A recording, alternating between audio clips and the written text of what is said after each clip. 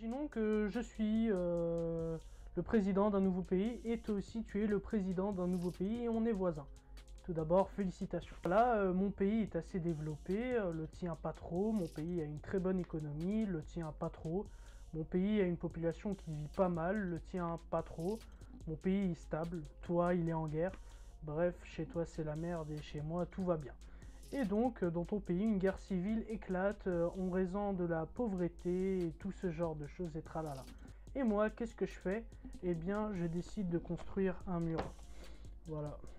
J'ai pas de vrai mur, hélas, hein, voilà, j'ai juste envie de me protéger. Et donc, dans cette vidéo, nous allons essayer de comprendre, en général, que vaut ce mur, à quoi sert ce mur et pourquoi il est construit, en fait. Voilà, il y a plein de murs à travers le monde et nous aimerions savoir pourquoi sont construits ces murs. Ce mur, entre les États-Unis et le Mexique, c'est une frontière de plus de 3200 km. C'est énorme, c'est la superficie, c'est beaucoup la France. Voilà, je suis pas très bon en maths, je suis littéraire. Et donc, quand vous voyez cette superficie, et vous voyez la différence de vie entre les deux pays, ce qu'était le Mexique avant ou bien durant la création de ce mur, il faut savoir que ce mur de Trump, ça n'a pas commencé par Trump, mais ça date de bien avant.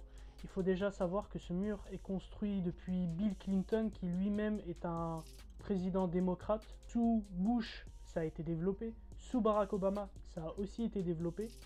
Il faut savoir que depuis les années 90 jusqu'à nos beaux jours, plus de 100 milliards de dollars ont été payés pour le développement et la militarisation de cette frontière. Cette belle frontière a été payée 100 milliards de dollars. Il faut savoir que cette frontière n'est pas développée sur toute sa superficie. Parce qu'il y a déjà le lac du Rio Grande à l'est des États-Unis. Et donc on ne peut pas construire un mur sur un lac. Voilà, on peut, mais c'est stupide, quoi. Le lac est déjà une frontière naturelle, même si Trump le veut. Et donc le mur des États-Unis, c'est pas trop ça, mais en fait c'est ça. Il y en a un à droite, il y en a un à gauche. Le milieu il est vide. Vous avez les frontières terrestres, vous avez déjà des montagnes. Il est impossible de construire des murs dessus.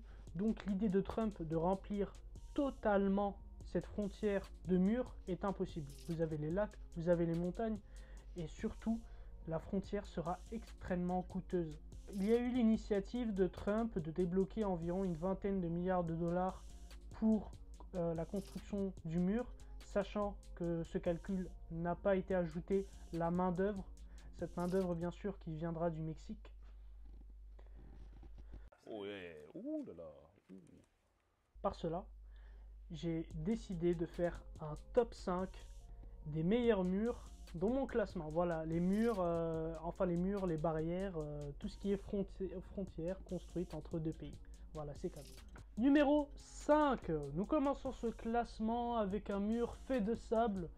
Un mur fait comme celui-ci, hein. C'est un mur assez transparent, mais ça reste un mur. Ce mur se trouve entre le Maroc et le Polisario. Qu'est-ce que le Polisario? C'est le Sahara occidental en fait. Selon lui, dit que le Sahara occidental lui appartient. Le Maroc a un autre avis, dit que le Sahara occidental est en totalité marocaine. Sur une partie du Sahara occidental et très près de la frontière algérienne, le Maroc a décidé de construire un mur fait de sable entre une toute petite partie de ce que veut le Polisario et le Maroc. Numéro 4, nous sommes encore au Maroc, hein, dites-vous. Cette fois-ci, on va plus au nord, puisqu'il y a 50 ans a priori, le Maroc était encore colonisé par les Espagnols.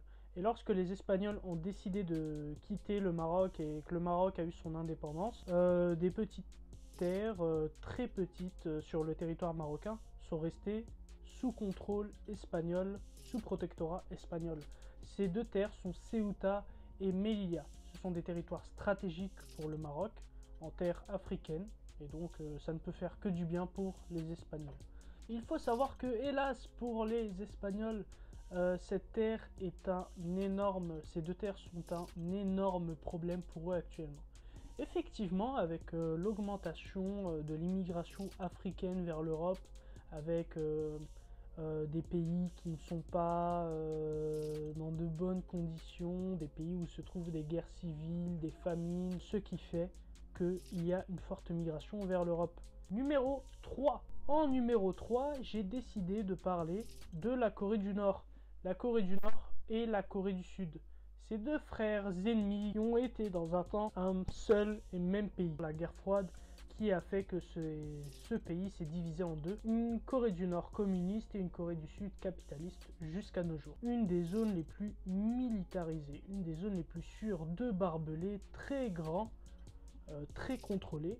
Vous avez eu il y a quelque temps une histoire d'un citoyen ou d'un soldat nord-coréen qui a décidé de s'enfuir vers le sud et qui a été lynché à coups de balle. Je parle pas de lynché de pierre, mais non, lynché avec des balles réelles. Numéro 2, encore la Corée du Nord, mais cette fois-ci avec la Chine. J'ai pu regarder plusieurs documentaires qui parlaient de la traversée des Nord-Coréens vers la Corée du Sud ou vers d'autres pays. Et ils devaient passer par la Chine, justement. Cette zone est extrêmement contrôlée par les soldats chinois, mais aussi par les soldats nord-coréens. Très souvent, les personnes qui se font attraper, que ce soit des femmes ou des hommes, ou surtout des femmes, sont forcées à se prostituer, à devenir Voilà, c'est dommage pour eux, quoi. Très souvent, ils sont rendus à la Corée du Nord et ils sont on va dire ça gentiment, guillotinés, voilà, comme ils sont accusés de trahison, de haute trahison, comme le fut Dreyfus, et ils sont tués, voilà, par les soldats nord-coréens. Et ce qui nous fait venir au numéro 1, et pour ce numéro 1, je n'ai pas pris un mur, je n'ai pas pris une ville jumelle, mais j'ai pris un pays, ce pays qui est Israël. Voilà, ce pays a la particularité d'avoir 1, 2, 3, 4, 5 murs, le cinquième est en construction. Donc on va essayer de faire du plus récent au plus ancien. Voilà, c'est pas. Vous avez premièrement le mur avec le Liban est actuellement en construction, une grande partie fut terminée. Et pour revenir au contexte, ce mur fut construit en raison de la présence du Hezbollah, qui est une milice chiite soutenu par l'Iran, qui est l'ennemi d'Israël en quelque sorte. Le second mur est le mur entre Israël et l'Égypte, qui était en guerre pendant plus de 40 ans et qui ensuite ont été en paix depuis 1979, le traité de paix, le traité de Camp David en 1979. Et depuis, ces deux pays partagent une très longue frontière. Mais en 2011, du côté israélien, ils ont décidé de construire un mur de barbelés. En 2009, c'était rien, c'était des barbelés. Puis, vous avez en 2019 un mur sécurisé, un mur de barbelés très sécurisé, contrôlé par des caméras de sécurité et des soldats. La raison de cette construction de ce mur est la suivante. Migration africaine vers ce pays. Et ça, c'est la raison principale. Et enfin, nous allons parler du mur de sécurité entre la Palestine, la Cisjordanie, la West Bank plutôt. Et ce mur est construit depuis le début des années 2000. D'après les responsables à cette époque, ce mur devait rester quelques années seulement pour la sécurité jusqu'à que le calme revienne. Et pour moi, c'est une blague. Vous ne payez pas des centaines, des milliards de dollars sur un mur pour une question de sécurité. À ce moment-là, tu fais comme la RATP, tu mets une barrière de chantier, de construction et tu t'arrêtes là. Mais non, tu ne construis pas des murs qui coûtent des... C'est stupide, quoi. Qui a cru? Ce mur est construit depuis belle lurette, depuis déjà une vingtaine d'années.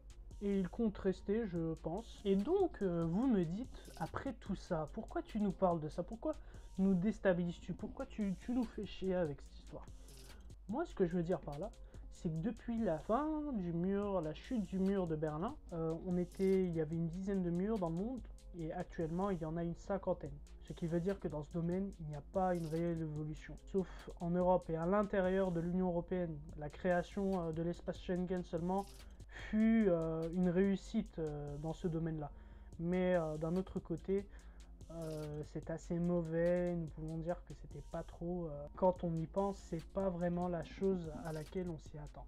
Donc on passe d'une dizaine à une cinquantaine, donc fois beaucoup, fois 5, j'espère. Mais on espère bien sûr que tous ces murs n'existeront plus. En tout cas, j'espère que vous avez aimé cette vidéo. N'hésitez pas à dire votre avis, n'hésitez pas à partager la vidéo si ça vous a plu.